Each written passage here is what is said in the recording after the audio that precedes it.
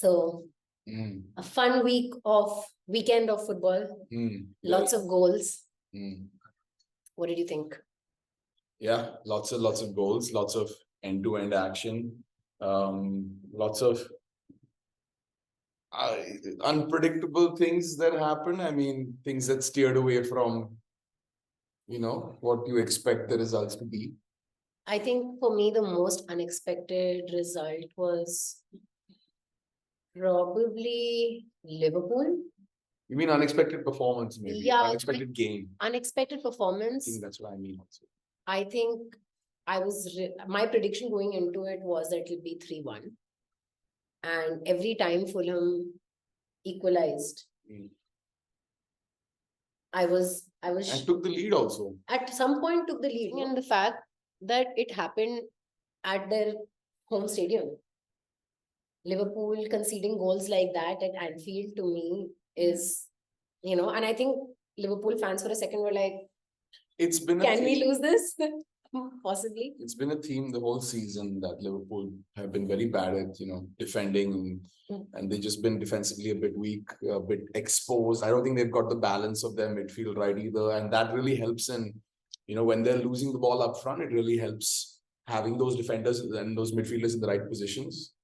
Really helps your overall defense. And can I just say that Darwin Núñez is very disappointing. That guy has zero offside awareness. He was offside the entire game. Every time the ball was in his vicinity, he was offside.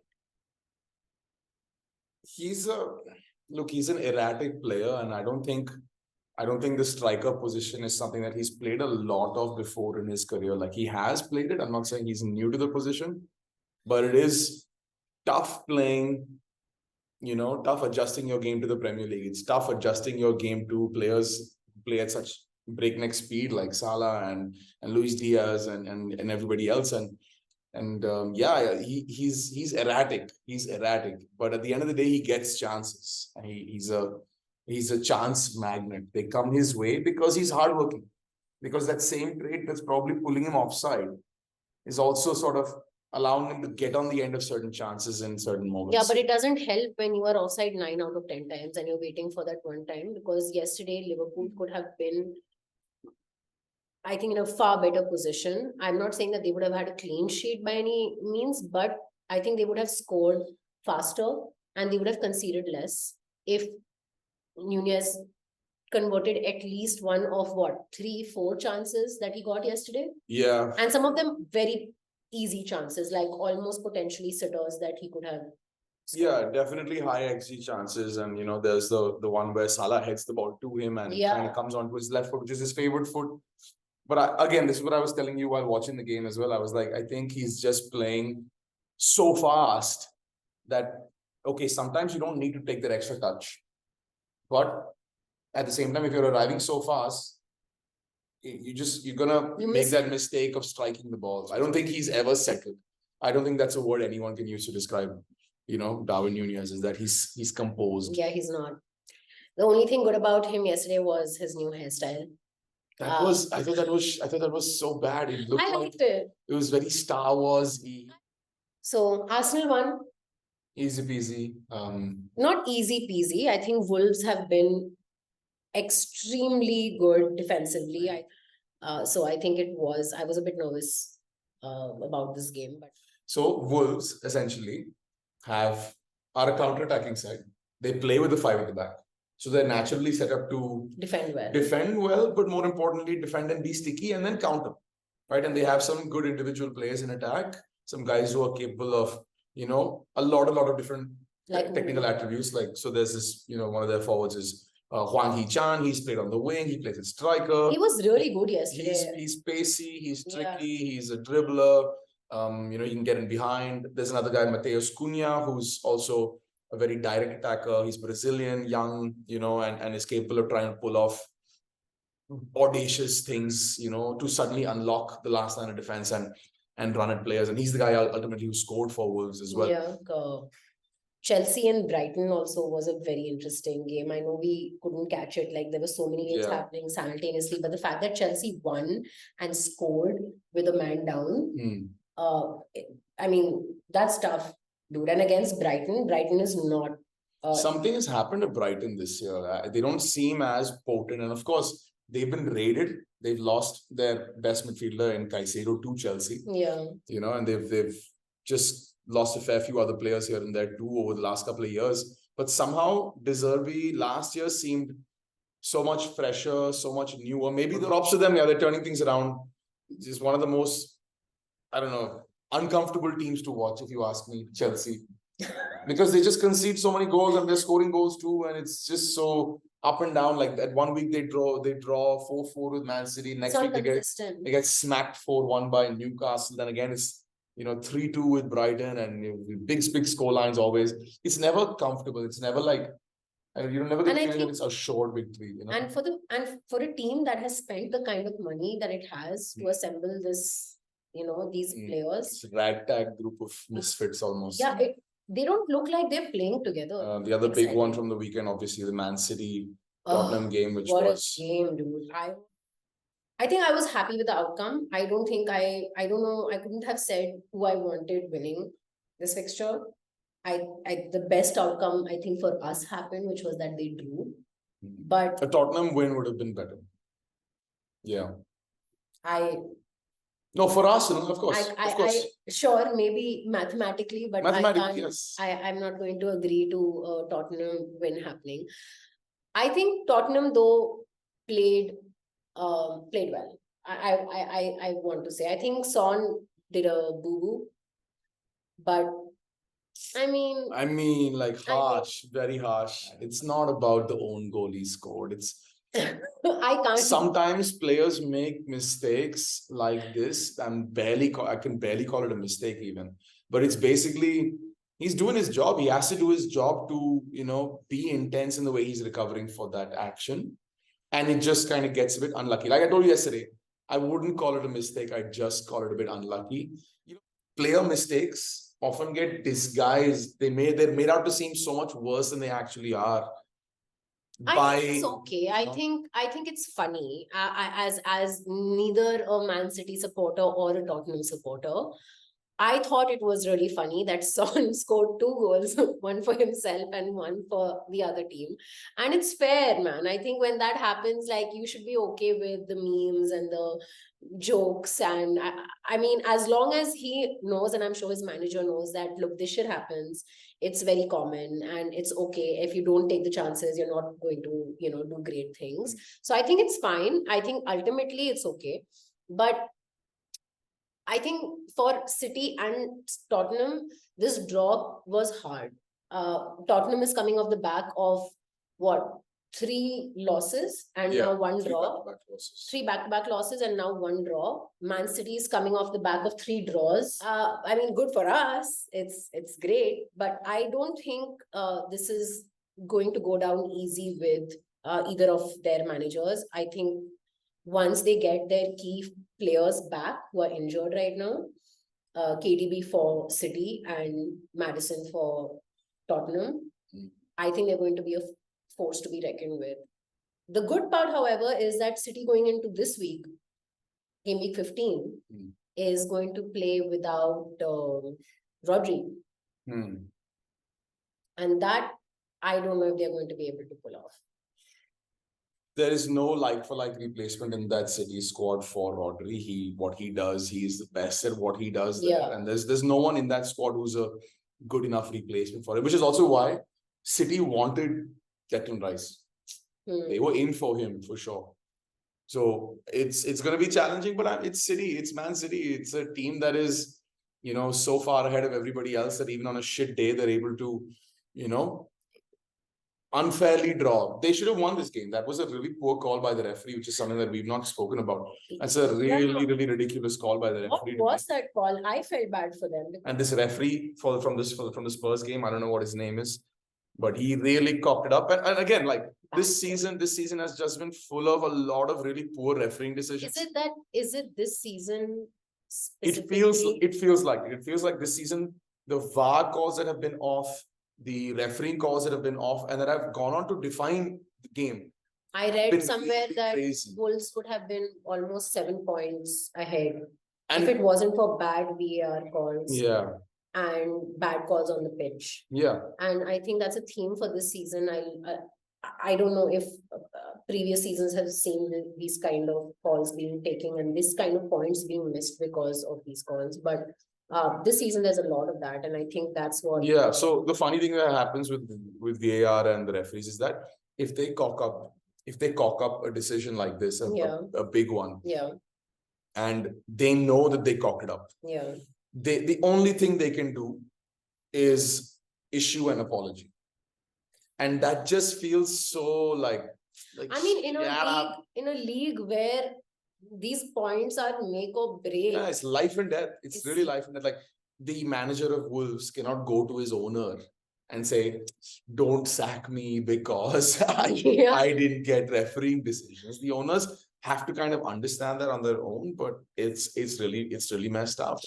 And at the same time, there's so much talk about, you can't attack referees, you can't criticize them, you can't come out and say things in a press conference. By the way, according to me, I can say it because I'm not bred. Like, I think that's a very English thing. I feel like the ego attached to the refereeing system, the VAR system is very dumb. I don't understand how they cannot be held accountable for clearly wrong decisions, like choosing not to draw offside lines, choosing not to see a different angle to when a ball can be out of play. It just comes down to negligence. It's pure negligence. Even things like miscommunication over the line when they're discussing their decisions.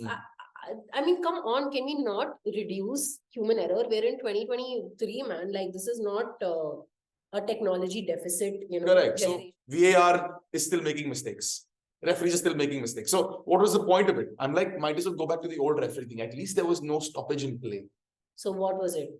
Just whatever the referee on the pitch says, that's what it is. That's what he says. I mean, it's pretty much still that. It's no. Now it's worse. Now it's like there's a chance to go and review it, and they're getting it wrong in the review. They're stopping the game, and they're getting it wrong in the review. It makes no sense. So I feel like that's better. Like, at least even if you get it wrong, chalo, you can say, chalo, it was in the heat of the game. It's in front of 50,000 fans, and he's a human being, and he made a human error, and it's okay. And I'll accept that. I'll accept that kind of human error. But one second. Even in your league, the one that you coach and manage, that's different. No, it's not different, because over there it's actually only dependent on the referees. There's no VAR, there's nothing. And you get very frustrated when a wrong call is taken. Yes. And there is no contesting it, and there is no, there is no other chance given. I think with VAR, I disagree. I think VAR should be there. I think it has helped on many occasions to give the fouls that need to be given or give the penalties that need to be given.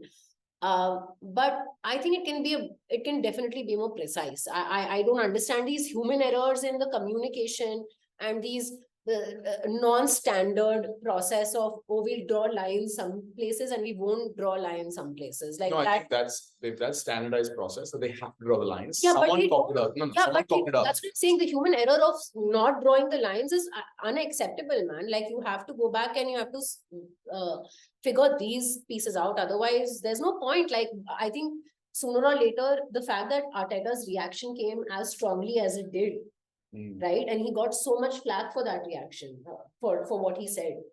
But it's so true. Like, what are you working your ass off for? What are you putting your days and nights and lives and bodies on the line for, if it's going to be, decided by a process that has so many human errors? And I don't know, I think it was just unfortunate that this game for City, because I feel like Grealish could have really scored that. It was one-on-one. There was a clear chance.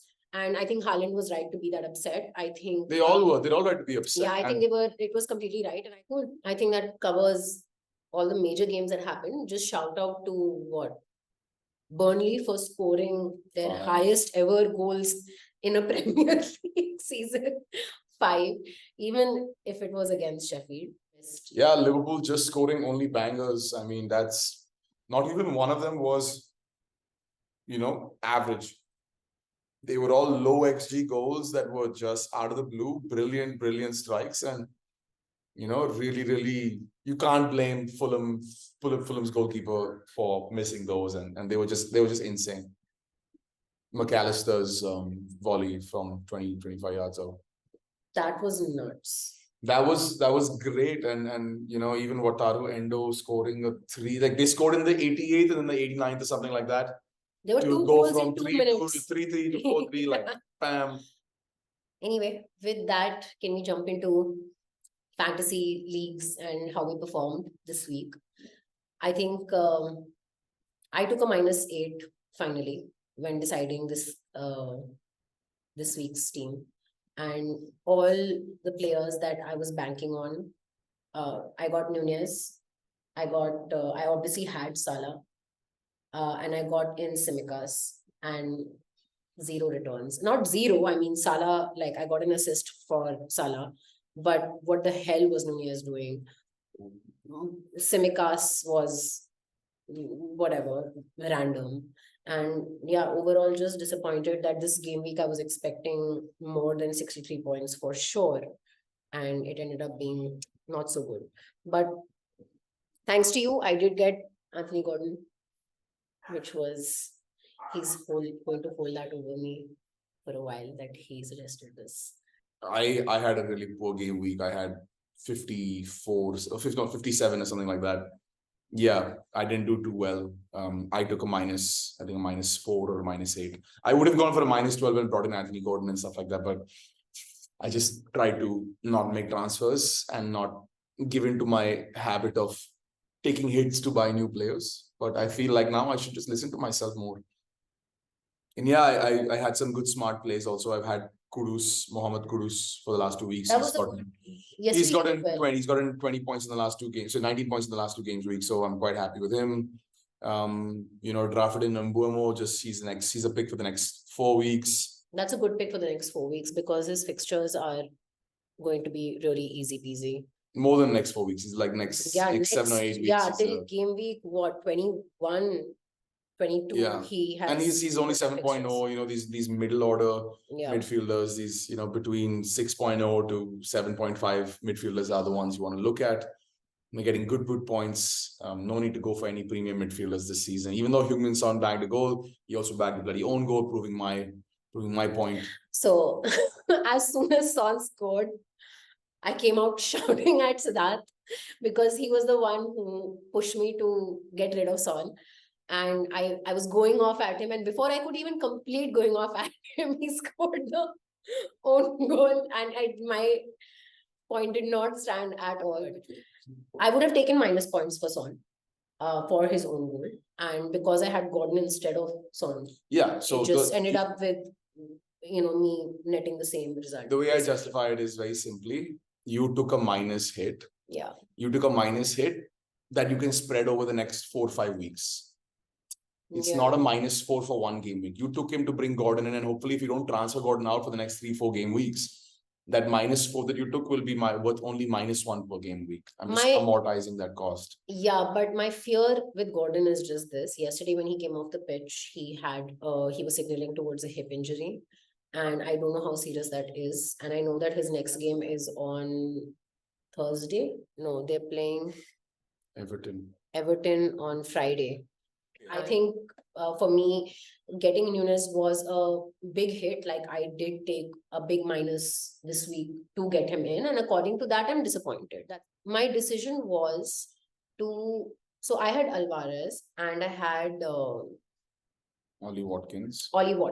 And basically what happened with Watkins was that I read in an interview that he may not, like the manager said that we don't know yet, and it's not looking good, and it's 50-50. Whereas for Bowen, he was a bit more sure, and he said that, we'll take a call.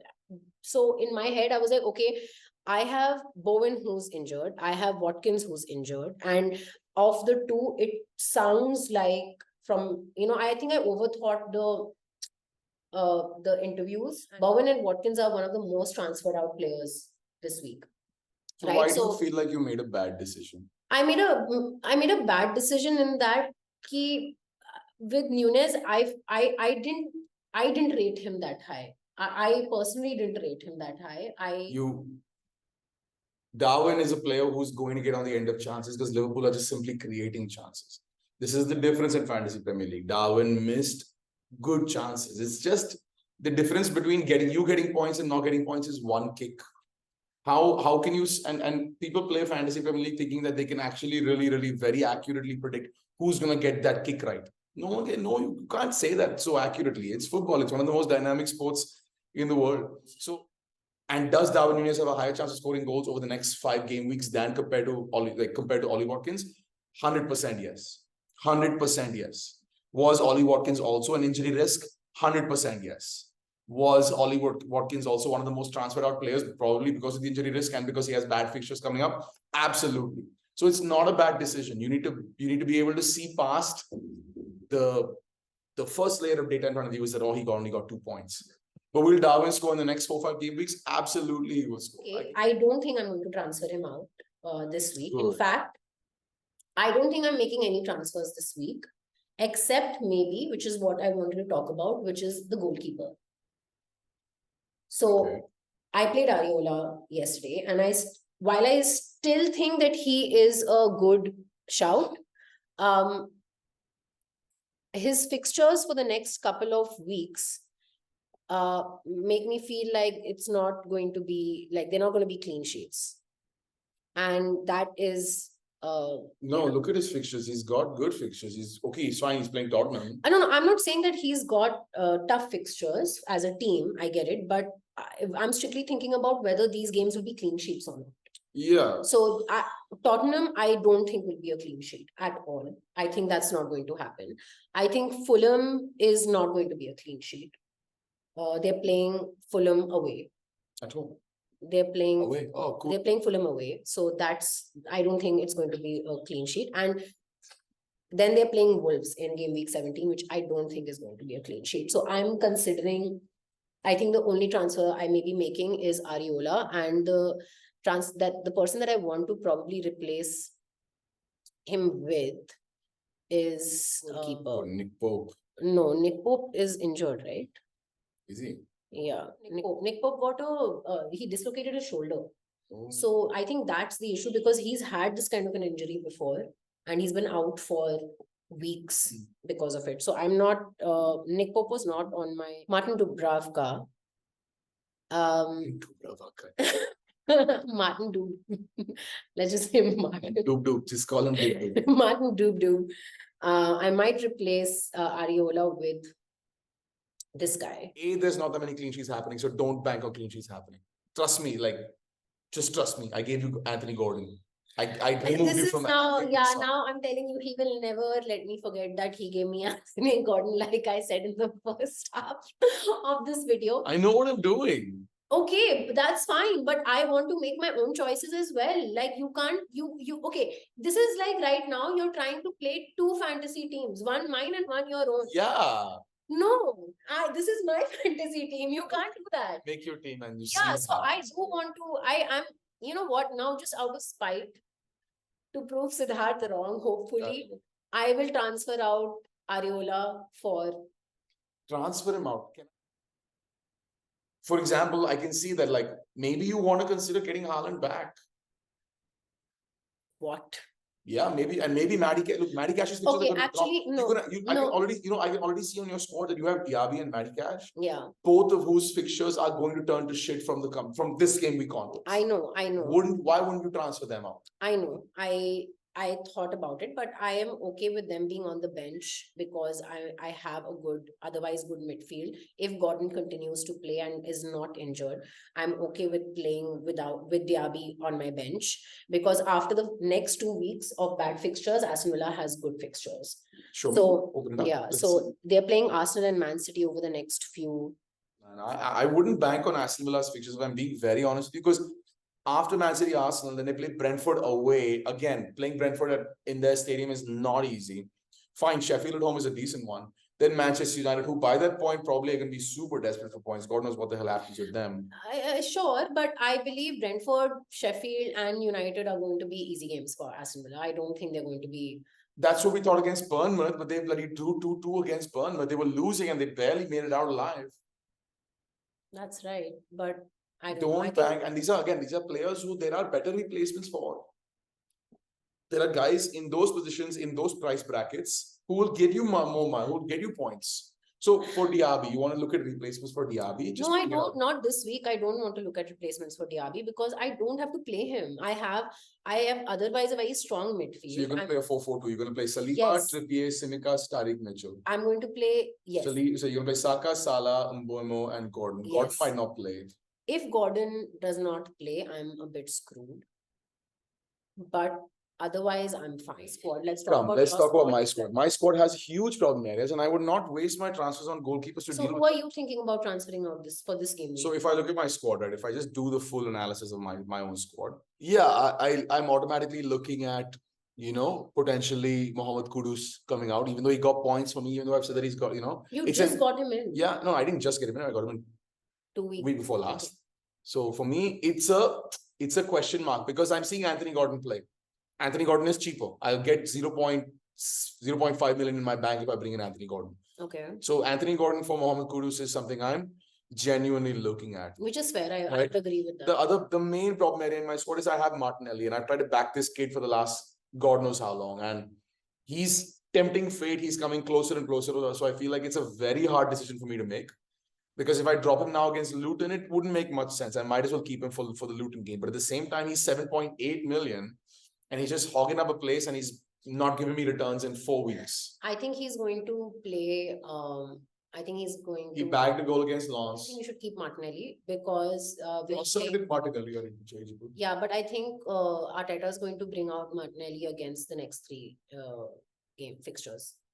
He was impressed with his work rate and those were his post-match comments, but I wouldn't judge too much on that. Personally. So I would anyway not recommend taking out any Arsenal player for this game week. So I'll keep him for Luton. Yeah. But I definitely know it's a problem area. Other than that, I'm happy with Trippier. I'm happy with Gabriel at the back. I'm happy with Ethan Pinnock. I just drafted him in. And I think the fixtures will be decent. So I would actually, I probably want a better defender. I want a defender who's going to get me more points. Maybe a Man City defender is probably a good shout. But I mean, given the fact that Rodri is not playing. Let me give you my hipster pick. So there are only 2 defenders who are getting attacking returns. Trippier. Yeah. And the second one is the one I'm looking at, Vladimir Kufal, who is a West Ham United left back. Kufal has just bagged an assist this week. He has the second highest assists in all defenders, second only to Trippier, of course. And he's a very sort of stereotypical fantasy Premier League pick in that he's an attacking. When you pick defenders in fantasy Premier League, you pick fullbacks. You don't pick centre backs. Correct. So he's a fullback. He's going to give you attacking returns. He has been getting attacking returns. In fact, he's the only one. So genuinely looking at Vladimir Kufal for, I don't know, Mark Guehi or Tim Ream. Tim Ream, for me, fantasy Premier League legend. Like he just bags points. I'm sorry. I'm just saying that like. You might take out Kudus for Gordon, and that's the only transfer you're thinking of making this week. And it depends on Gordon, whether Gordon's fit for it. I really don't know. Yeah, so I am basis tomorrow's or tonight's press conference, checking if Gordon is going to play or not. I might do a Diaby out. I might transfer out Diaby for somebody else. And I don't know who that somebody will be. I have to think about that. But otherwise, if let's say Gordon is playing, then I'm not touching my squad. I will most likely transfer my goalkeeper out. I will get, I'll get someone in place of Areola, most likely Martin Dubdub. I like the Dubravka pick. I think it's actually a pretty smart pick in the sense that, Finally. No, it's an interesting pick if you don't have any other problem areas in your squad. If it really is, because he's 3.9. So yeah, that's transferring him out for a player, for a different kind of player would give you a lot of money, but you're transferring him out for Areola. Okay, it's going to give you 0.3 in the bank. You have 4.7 million sitting in the bank. You need to be spending that money like ASAP. This is inefficient. No, which is why I'm saying that basis. Roll this transfer and then get Haaland next week. Yes. So I might as well get a cheaper, like if at all I make any transfers this week, I'll get a cheaper player so that I have more money in the bank, so that eventually, after, honestly speaking, I'm waiting for Kevin De Bruyne to come back so that I can bank on Haaland. Because right now, Haaland is doing F all, bro. Nothing. Yesterday also, he did nothing.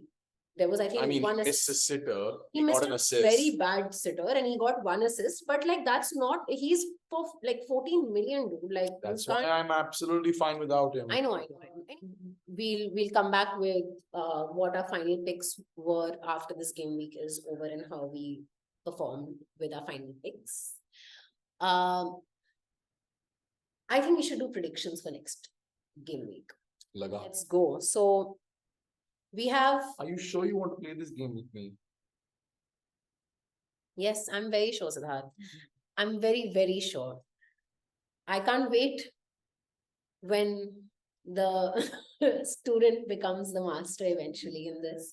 And let's start. We have to start somewhere, right? So, what's your prediction for Wolves versus Burnley? I think it will be a pretty easy fixture for Wolves.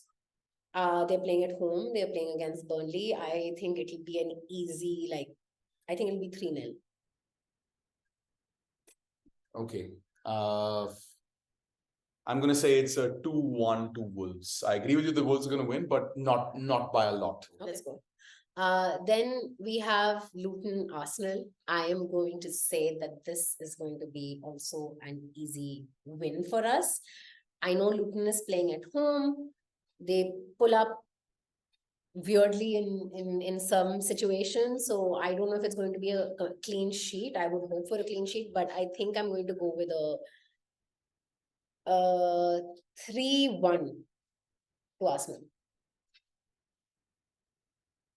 Yeah, I'm going to say my prediction is exactly the same. So I'm with you on that. But I'll tell you, I'll go one step further and tell you, I think that we will concede a goal from a set piece or from basically a goalkeeper making a mistake.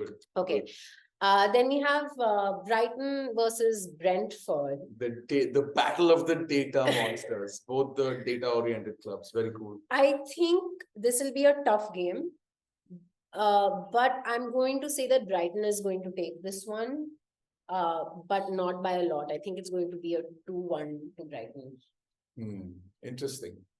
I'm going to say that this is going to be a draw.